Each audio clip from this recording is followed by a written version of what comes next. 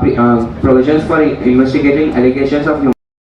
The delegate would like to address the incident regarding black water pondered out by delegate of Pakistan, Russia and Germany. The United States government has taken steps to hold those responsible for the incidents accountable, including the prosecution of several Blackwater employees for manslaughter and weapon charges. The US government has also made changes to its use of PMCs. Tragic reminder of the consequences of failing to hold PMCs accountable for their actions. It is our responsibility to learn from this and work held accountable of their PMC's actions. According to UN General Assembly Resolution 60/154 on the responsibility of states for international justice. Thank you, Daddy. Yes, please. Which one? Inclusion of PMSEs in the articles of state responsibility, inclusion of PMSEs. The entire line, the verbatim. According to UN, establishes the principle of the state responsibility. All right. Thank you, Delegate. Delegate of Japan. The party to the United Nations International Convention of the Elimination of All Forms of Racial Discrimination, ICRD, which prohibits racial discrimination and requires states to ensure the public authorities and institutions do not engage in discrimination. Japan is also party to the International Convention on Civil and Political Rights, ICCPR, which requires states to ensure that all individuals with their territory and subject to their jurisdiction are provided with equal protection under the law. In the context of responsibility to ensure that any private companies that hire comply with international human rights and humanitarian law standards. In Japan, PMSCs are subject to certain regulation and requirement. For example, PMSCs must register with the government and obtain a license to operate in Japan. PMCs must also comply with Japan's law and regulation, including those related to security, labor and immigration. In addition, that this Japanese government has established guidelines for the use of PMCs by its military and other public entities. If a PMCs hired by the Japanese company were to commit human rights or humanitarian law violation, the Japanese government could be held responsible under international law. This would depend on number of factors, including whether the Japan government knew or should have known about the violation and whether it took appropriate measure to prevent or address them.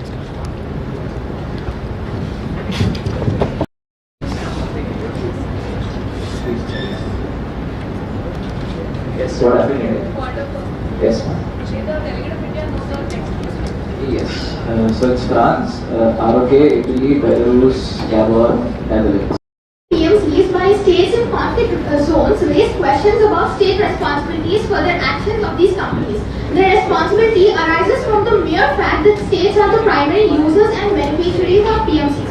The Article 1 of UN Guiding Principles on Business and Human Rights outlines that states have responsibility and duty to protect their population against violations by third parties, which may include actions by PMCs. Now, there are arguments that even if the ICC were to investigate and prosecute individuals for crimes related to actions of PMCs, it would not necessarily address the issue of state responsibility for violations of the international regulations of PMCs. Which is why there must be stronger and legally binding international laws and frameworks as mentioned by the Delegate of Germany. Thank you. Okay.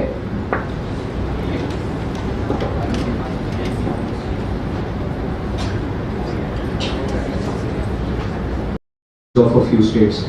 So the reports are based on Reuters report dated March 21 of the year 2021, and it is in the area of Central African Republic, and the violations were committed by private Russian contractors. And UN experts have had raised this issue prior, and there was no state responsibility taken on that issue. It is especially ironic given that the delegate of Russia has been voicing for private state responsibility for actions of its contractors. Thank you. Last 2 lines. It is quite ironic that no specific action was taken on this issue by Russia, because the delegate of Russia has been advocating for state's responsibility over its private contractors.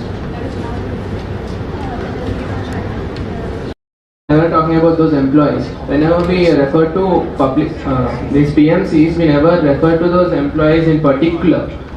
Any resolution we have seen till yet now, we haven't seen employee getting defined. We have seen in total we have seen the corporation getting defined. So the state must take certain responsibilities for any damage that has happened, because when there is any delay in the judgment, morality is in stake.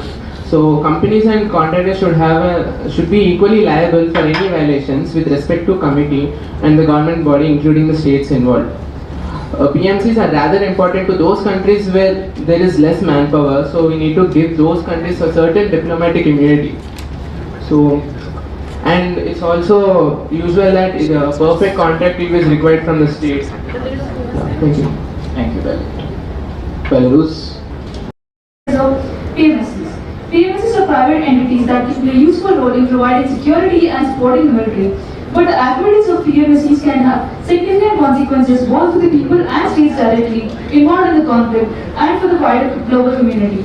It is therefore imperative that state takes responsibilities for the actions of PMSs in order to maintain peace and security both within their borders and in the wider global community. Belarus supports the United Nations International Code of Conduct for Private Security Service Providers, which outlines the principles and standards for responsible and accountable conduct for private security companies.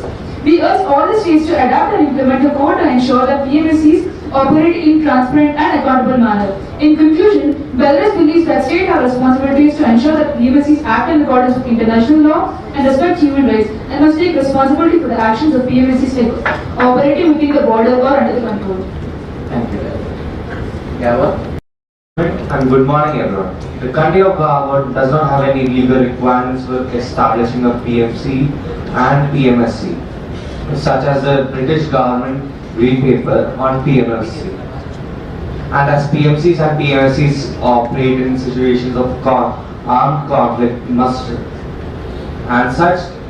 respect to all employees, as cases such as and Iraq show actions not being done, and as stated by USA on how measures were taken in place because of this.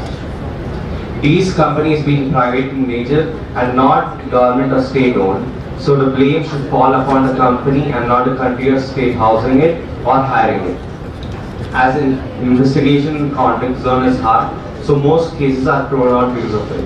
So when PMCs and PMSCs are to be held accountable, there must be sufficient evidence to place and not just baseless accusations.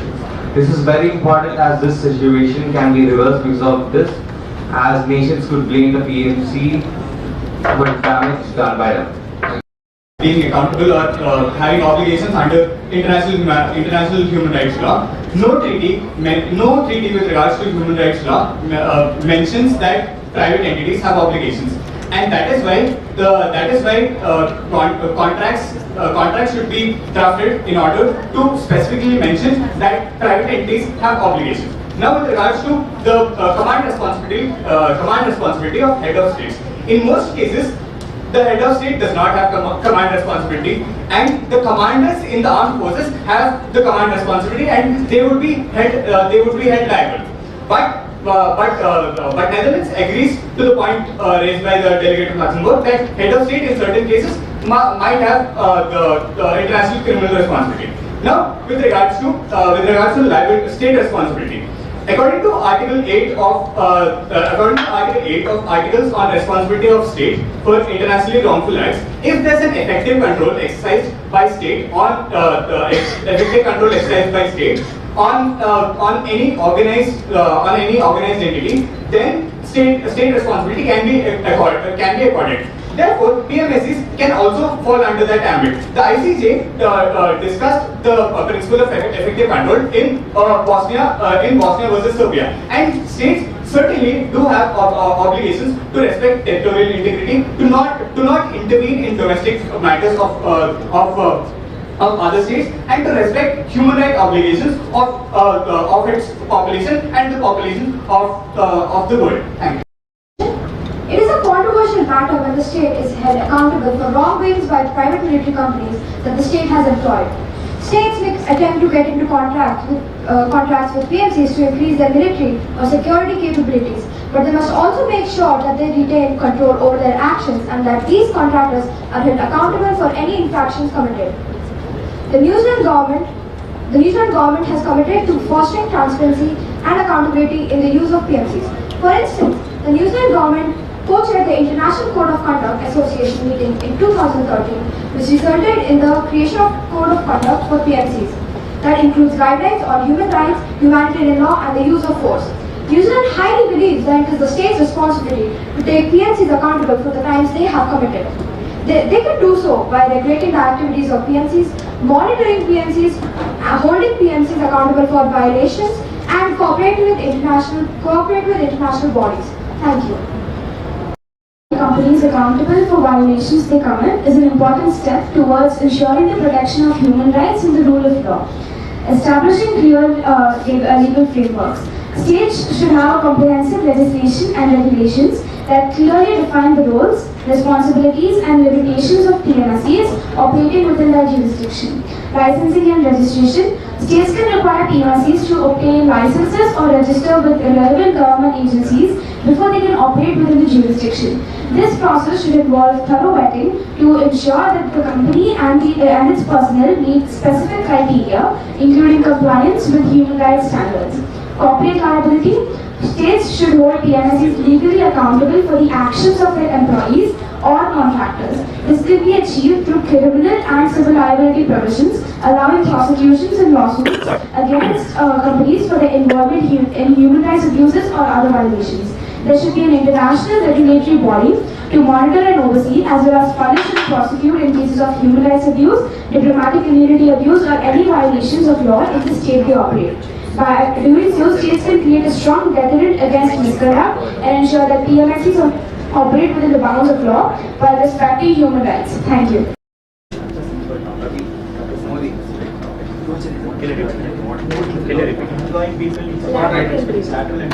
Yes, KTR. Restructuring reservations at bureaucratic level. Time period? 15 minutes, 1 minute. Alright. First, we'll have to vote upon the motion raised by Asaduddin Owaisi, which is basically mode of recruitment for administrative services. Motion raised by Asaduddin Owaisi, raise a placard. Asaduddin Owaisi, all those against? All those for? Owaisi passes. Owaisi, first speaker, last speaker? Last speaker. All those wishing to add your names to the speakers list at the count of 10, 9, 8, 7, 6, 5, 4, 3, 2, 1, 0. Kanaya Kumar. Followed by Sidramaya.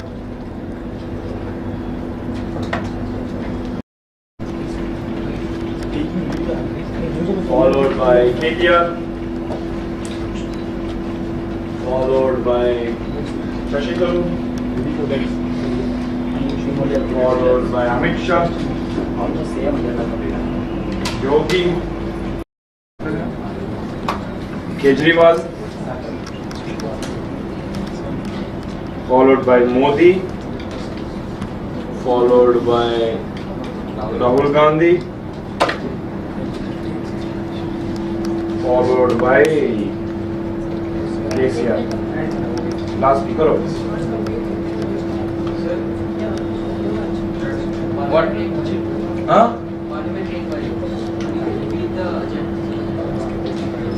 Administrative services with reference to subject matter or domain expertise. That was the motion raised, am I right? Yes, sir. Yeah, what? Yeah. There is no doubt that India's civil service, which serves as the backbone of the government, requires reform. This is crucial to country's progress and development. Even if the activity is allowed, it must be done in a well-defined manner to avoid nepotism and further corruption. To meet their needs, many developed countries such as United Kingdom and Australia use lateral entry. Internal reforms to improve system efficiency as well as a defined structure to allow lateral entry of professionals into the civil services. However, lateral hiring at a senior level is notoriously difficult and uncertain even in the private sector. Even when the new hires are competent individuals, fitting into an established culture is not easy. A lot will have to be done to make this attempt at grafting new talent into the IAS successful. Another risk is dispersing the new talent across many ministries. To succeed, it is often helpful to have a critical mass of new talent concentrated in a few areas, so that there is a mutual support network. Most of all, this attempt to infuse talent should be seen as what it is, an experiment. Good and necessary as this experiment is, it is insufficient to change an entrenched institution like the IAS. Thoughtful retired IAS officers have correctly pointed to the need for more fundamental administrative reforms. Correct.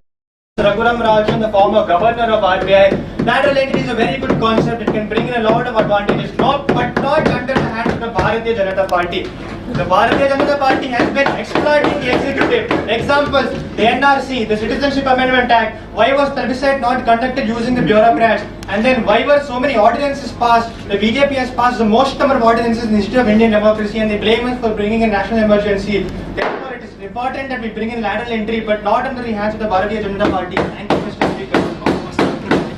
You told why was 35 not passed with the bureaucrats? What 35 who passed? What? He told NRC CAA and it was 35 was passed without the bureaucrats. He told in his speech that was passed without bureaucrats. This was his frame. He told something 35. I don't know what. No, I didn't hear anything. No, Modi, pay attention please in the comment. Are there any points of order on the floor? Yeah, quote unquote. You intend on information, sir. Point of order. Next, do we have any points of information? KTR. Does Siddaramaiah intend to increase reservations in lateral entry? For this case? Siddaramaiah. Wow. Do you intend? Yes. If at all they come here. Yes. Sir. This position and hold position of power, there is no sense and logic, as he will not be useful, as he has no expertise or knowledge regarding it. Because of this, there may be bad leadership, no cooperation, etc. This is where lateral entry comes in. People who have expertise in a certain area are trained to handle the bureaucrats and put in positions of power. This makes sense. It is highly efficient and will be very helpful as the expert and have full expertise in that field, and he can be relied upon. Lateral entry would change the bureaucratic culture, which is highly criticized in many ways. It can also fill the huge shortage of IAS officers via this. It of course has many disadvantages that can be addressed in many ways, but obviously the pros heavily outweigh the cons and thus should be supported. Yes. Can bring about many changes in bureaucracy itself. But however, as has been stated by Sir Siddaramaiah, it is really apparent that in the hands of the ruling party, it has become more corrupt and hence has been subjected to more criticism in the past. What is which proof that you're saying this is so corrupt and stuff? What is your proof? No. You must have a valid proof. In the sense, you can say that. You mentioned that when there are people recruited on the basis of lateral entry, there is proper amount of skill present, but there is also places where people with a lot of skill are being subjected to criticism, and also due to corruption they are not being taken. I didn't get your question. Can you repeat it? Like after you said they are being criticized. Sir, do you have an answer on this or no? I didn't understand the question, sir, if you're telling an answer. I'll just summarize things. You said that lateral entry can bring about good changes in bureaucracy.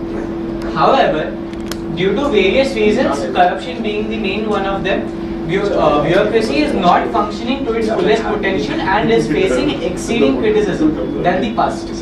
What have you done in respect to that, or what is happening there?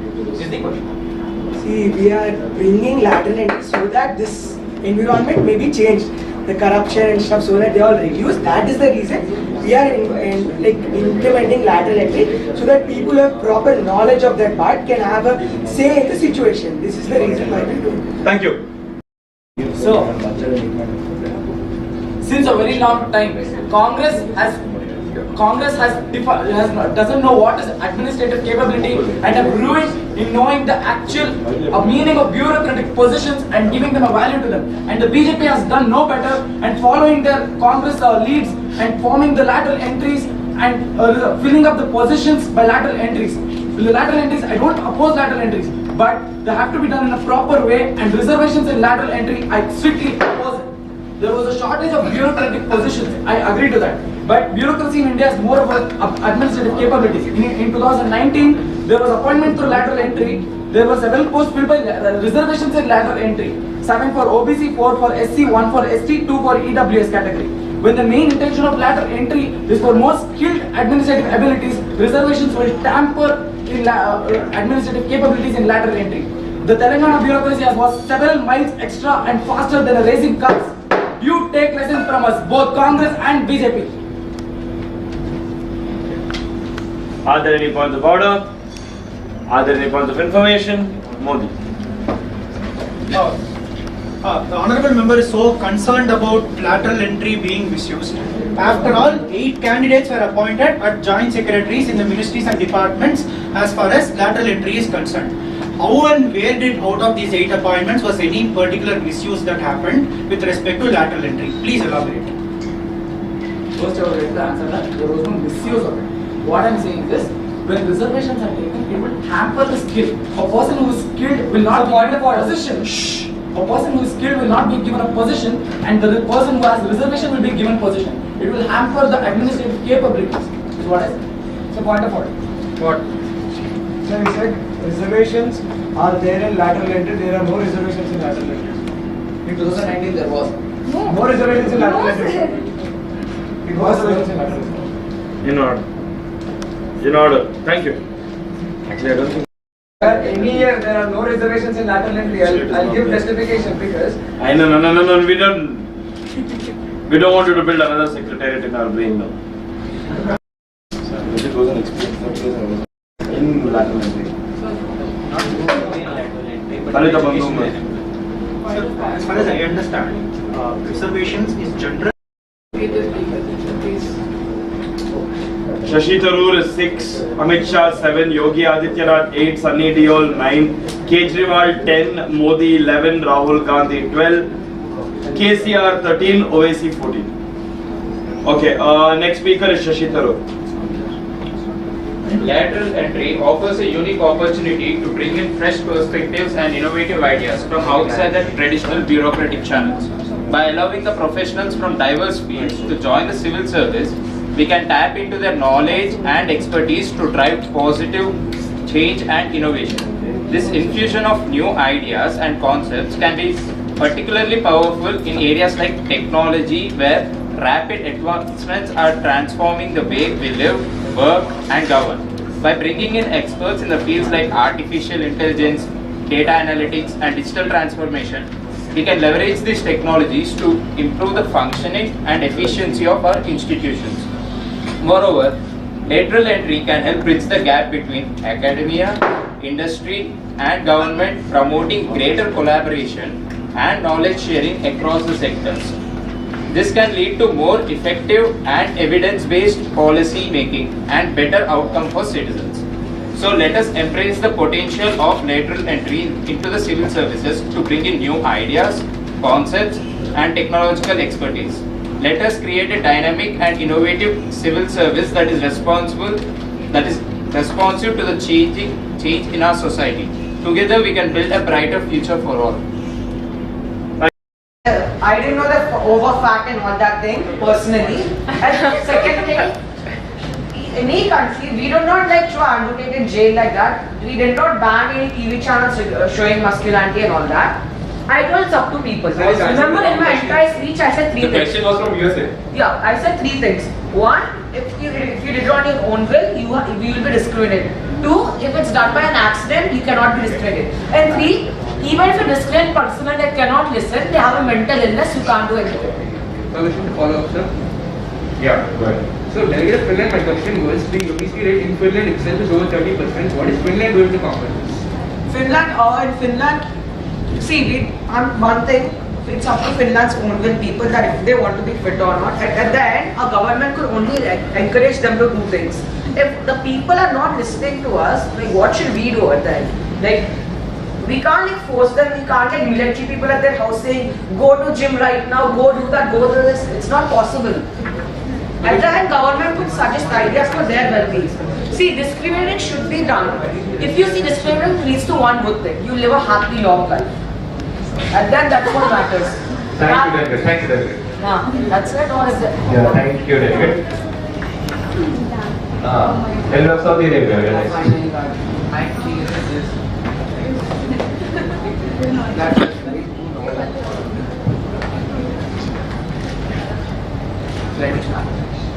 Yeah, okay. Remain constant in nominal term as Kingdom plans to refinance existing debt instead of using revenue windfalls for repaying debt. Staff supports this strategy, which includes lengthening debt maturities, reducing refinancing costs, refinancing in favorable items, and building a yield curve in domestic and international markets. Saudi Arabia's plans to develop a framework for assessing and monitoring its guarantees and other potential contingent liabilities have linked to increased private sector participation and are welcome. Now, coming to solutions.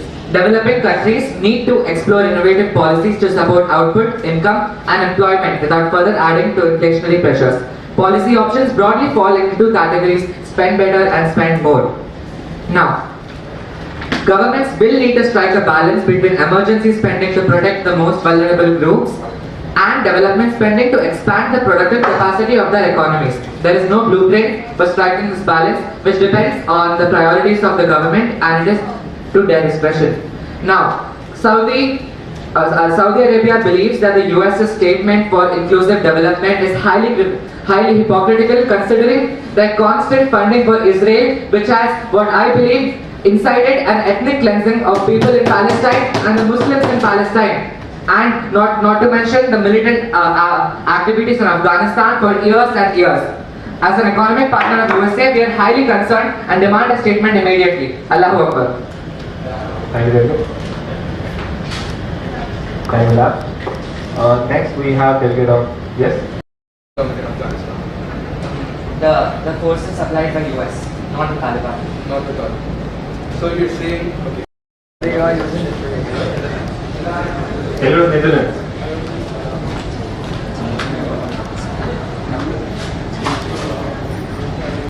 Netherlands would like to address a great concern for the current state of our global economy and the extreme poverty that persists in many parts of the world. As we all know, COVID-19 pandemic had a profound impact on economies across the globe, causing immense hardship and suffering of millions of people. The Netherlands recognizes that we cannot solve these problems alone, but we believe that every country has a responsibility to contribute to global efforts to promote sustainable development, economic growth and poverty reduction.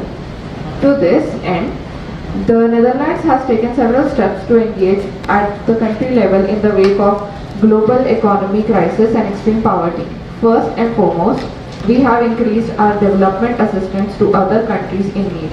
Our commitment to development assistance has not wavered in the face of the pandemic, and we have continued to provide support to countries struggling with poverty, conflict and natural disasters. In addition, the Netherlands has taken steps to promote sustainable economic growth through the trade and investment. We recognize that trade and investment can be a powerful engine of growth, but we also recognize the most important of ensuring that these activities are conducted in a responsible and sustainable manner. This is why we have developed a comprehensive approach to sustainable trade and investment, which includes strict environmental and social standards. Thank you. The delegate of CEO would like to be alluded. Any other motions? Delegate of China, delegate of Saudi followed by delegate of China. On the topic of deliberation on the role of state in preventing economic, social and cultural discrimination for a total speaker's time of 20 minutes and individual speaker's time. Deliberation on role of state in preventing economic, social and cultural discrimination. Total speaker's time 20 minutes and individual speaker's time 60 seconds. Who is it? When we are voting. Delegate of China. The delegate of China deliberating on the role of state in preventing discrimination with special emphasis on meeting the obligations laid down in the ICESCR. Preventing economic, cultural and social rights discrimination. Social discrimination. Yeah. Deliberation of the role of state on preventing ECSR discrimination. The motion clearly passes. Leader of Saudi Arabia, would you like to be the first speaker? Reserve my right to speak. Delegates will be needing 19 speakers for the current moderate caucus. Please raise your cards. Leader of Saudi Arabia. Everything. Saudi Arabia is undergoing major social and economic transformation due to its balanced path towards greater well-being and prosperity, including its endeavor to transform from an oil-based economy to an economy based on knowledge and resource recruitment. This approach is supported by laws promoting equal work opportunities for men and women and increased social awareness regarding the value of women's work. Women have begun engaging in several domains, holding senior positions and embracing advanced scientific and practical specialties. Demand continues to increase for women entering the labor market and taking on new roles, with many factors affecting this boom, such as the desire to increase the family's income or fulfill the family's financial obligations, or just the women's right and the women's obligation or the women's will to work. Saudi Vision 2030 and the National Transformation Program aim to achieve excellence in government performance, improve economic enablers and enhance living standards. These objectives will be achieved by accelerating the implementation of digital and primary infrastructure projects and engaging stakeholders in identifying challenges and developing solutions.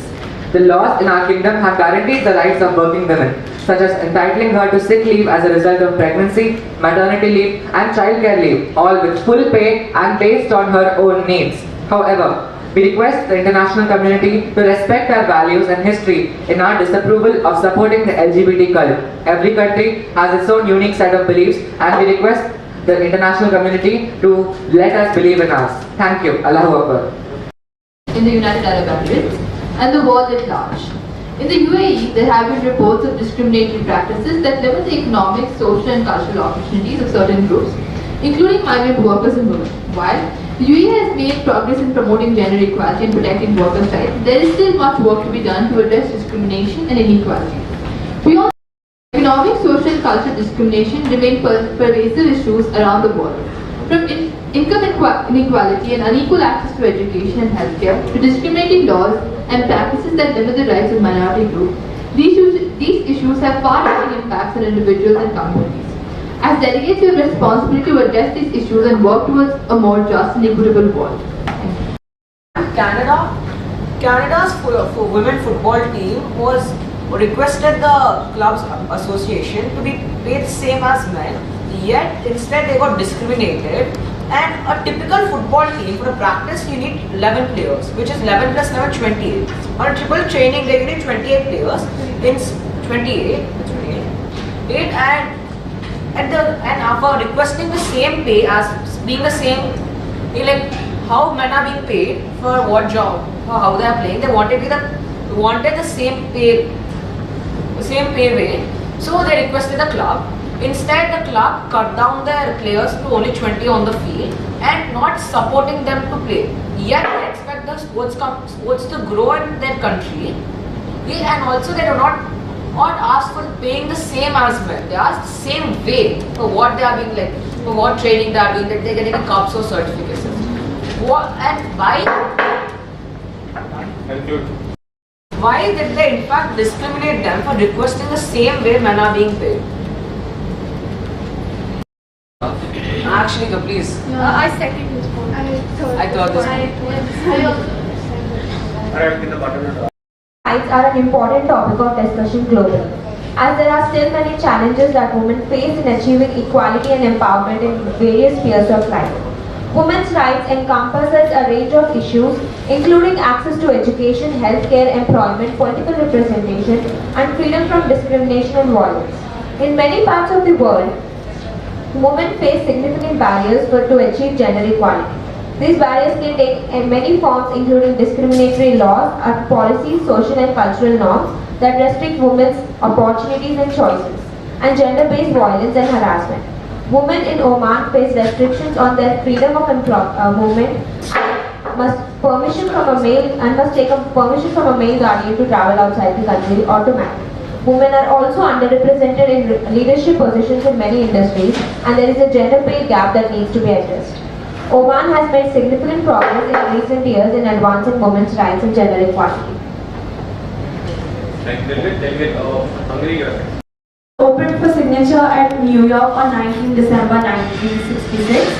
Upon ratification, the Presidential Council of the Hungarian People's Republic declares that the provisions of Article 48, paragraphs 1 and 3 of the International Covenant on Civil and Political Rights and Article 26, paragraphs 1 and 3 are inconsistent with the universal characters of the covenants. It follows from the principle of sovereign equality of states that a covenant should be open for participation by all states without any discrimination or limitation. With regard to the reservation and statement made by Qatar upon accession, Hungary has examined the reservation and statement made by the state of Qatar upon ratification of the ICESCR done in New York. Thank you. To high-paying jobs, elevated mortality rates, as well as death. This makes this absolutely imperative to include this as a part of our discussion with concern to the impending economic crisis. People are judged and treated differently based on uncontrollable factors, and policies are implemented and legislations are implemented without regard to the hardships faced by certain communities, for example, women or even the LGBTQ community. Victims' lives are modified by others based solely on morals, beliefs, and physical appearance.